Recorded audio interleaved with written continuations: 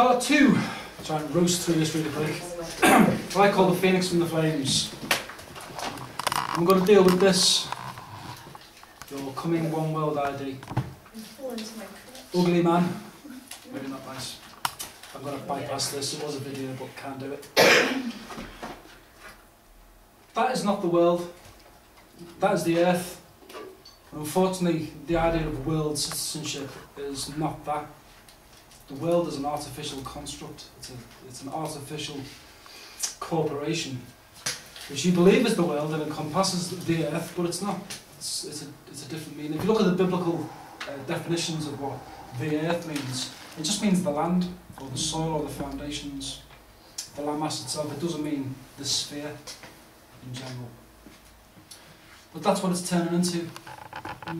It's pretty much getting locked away. And it's been sold that many times, it's crazy. I've even heard figures around quintillion of debt, which you're never going to pay that off. So we've hit a fork in the road. We've got two choices. We either go along with it and acquiesce and submit, or we take the alternative route. Civilization. Let's see what civilization means. Most people believe they're civilized. Well, in public law, this is a term which covers several states of society, because we're all members of society with our birth certificates, allegedly. Its relative has not fixed sense, but implies an improved or progressive condition of the people living under an organised government with systemised labour, or what I call slave labour. Individual ownership of the soil, which is fundamental to all of what I've been saying tonight.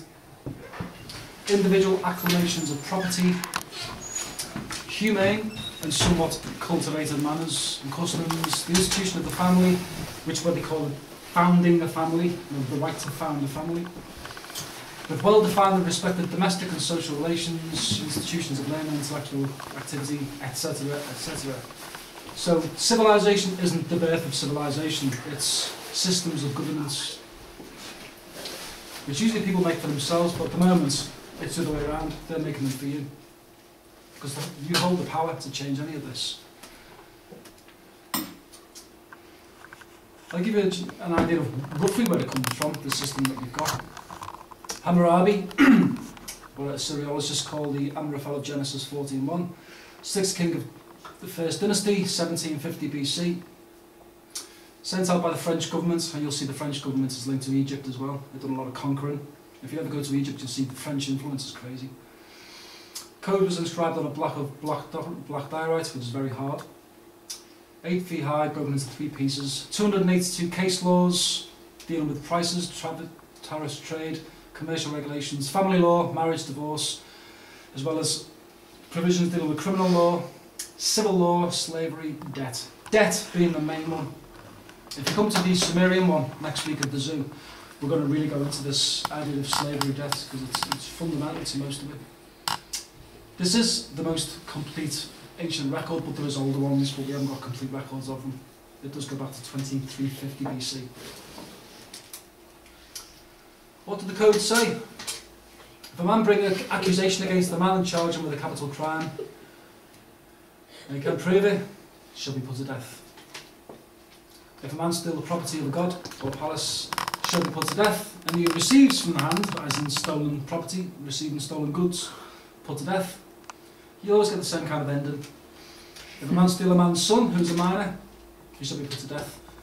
I wonder if that would apply to Crown, the Child Prosecution Services and the CPS now, social services. If these things apply today, what would happen?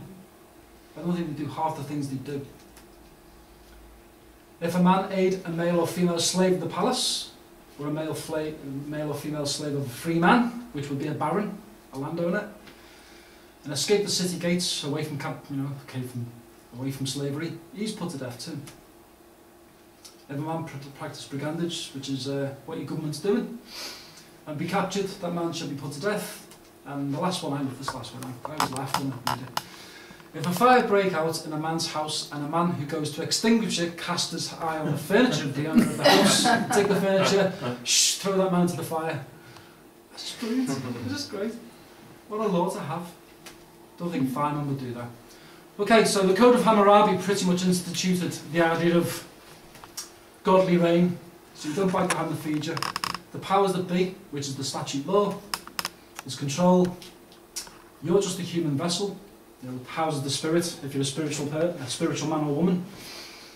You are the vessel that holds it, carries it, transports it.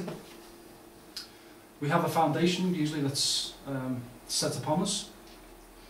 And the teapot is the medium, which is the third man, the middleman, the agent. You go to a travel agency, there's always a middleman. The idea is that we've got to get back to getting rid of the middleman. Reconnect them with each other. Reconnect them with this duality that we have between, inside us all, this male and female aspect. The third ingredient needs to be removed. You know how oh, it's gone now, that picture, but the idea of that this is the changes that are going on now are it's not psychological. What's the word I'm looking for? Pardon? Consciousness. That's it. That picture there with the God, his hand coming out. Yeah. If you look at what's behind him, it's the shape of a brain. That shape, and that's what it is. It's like the spark that comes from consciousness. Yeah. And that's it. There, you change that. Yeah. Well, your neurons do the same thing. If you're firing with your neurons, they're all connected with each other. It's the same kind of thing. If you look into like brain chemistry and how your brain functions, it's all neurons firing. They're all connecting and sparking. Really, again, that's an interesting subject in itself, that one. But we're all essentially this. We're all bearers of water. The water pitcher or the water bearer. And we're getting to the point where, do you want to share your water, or do you want to hold it? I'd rather share my, knowledge and perceptions or whatever. But at the moment, is your glass half full or half empty? I mean, you're getting given wisdom when you go to get schooled, what we call education. But most of us are trained like dogs now to just bark, be obedient. So again, it's a nice analogy. You're getting filled with wisdom, but is it really wisdom you're getting filled with? Most of it's nonsense for me. Sorry. Moving a couple of decades into the future, Code of Justinian, terrible man, another dictator, 529 AD. Book of companies, book of corporations. The law of corporations. All our law relates either to persons or to things, and we've mentioned things before, you're just a thing to this system. Or to actions. Let us first speak of persons, as it's of little purpose to know the law if we do not know the persons for whose sake the law was made. The chief division in the rights of persons is this: men are either free or slaves. And this is true at the moment. Your birth certificate is your slave document. Freedom from which men are said to be free is the natural power of doing what we each please, which we would. Any of us would do what we like as long as we don't kill anyone or do anything bad to one another. All we want to do is get some land, grow some food, and exist and do what we need to do. Unless prevented by force or by law or by the force of law, which is what statute law is. It's given the force of law but is not law. Slavery is an institution of the law of nations, by which one man is made the property of another, contrary to natural right. And it is, as soon as you're registered by birth, you've just lost